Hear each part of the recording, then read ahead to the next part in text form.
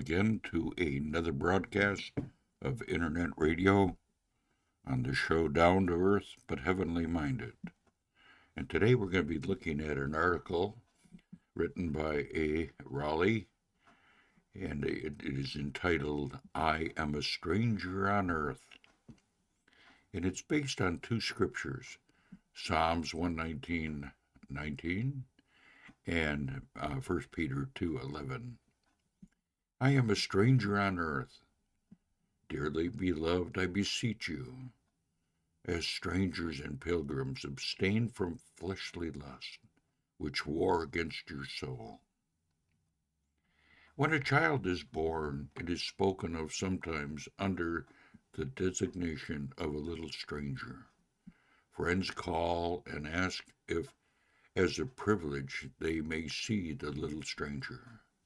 A stranger indeed comes from far, from the immensities, from the presence and the touch and the being of God, and going into the immensities again, into and through all the unreckonable ages of duration. But the little stranger grows, and in a while begins to take vigorous roots.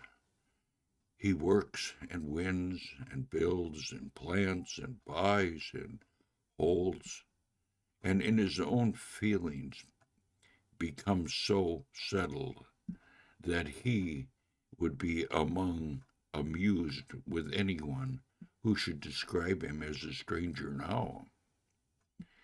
And still life goes on, deepening and widening in the flow and holding in itself manifold and still multiplying elements of interest.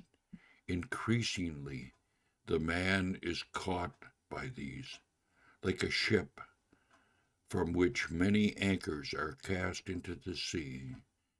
He strives among the struggling, rejoices with the gay, feels and spurs of honor, enters the race of acquisitions, does some hard and many kind things by turning, multiplying, and engagements, his relationships, his friends, and then just after such uh, preparation, life ought to be fully beginning and opening itself out into the great, restful, sunny plain.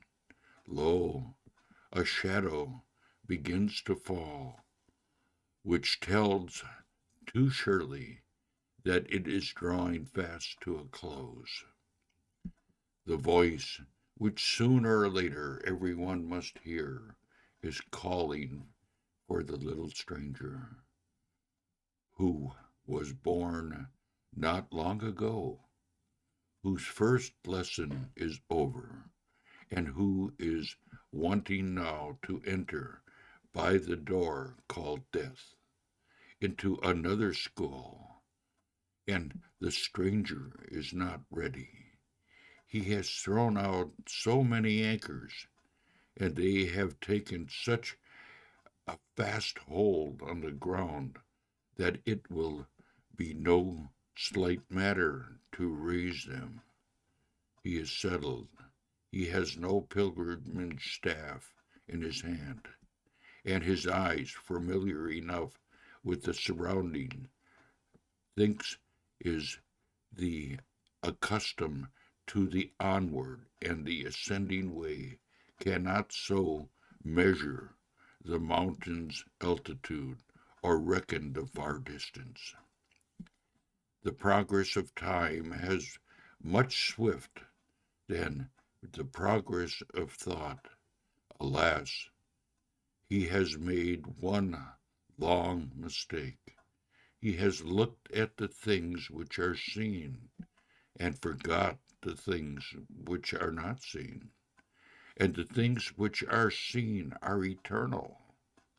And so there is hurrying and confusion and distress in the last hours, and in the going away now, all this may be oblivious and escaped through thoroughly, if a man will but say, I am a stranger in the earth, hide not thy commandments from me.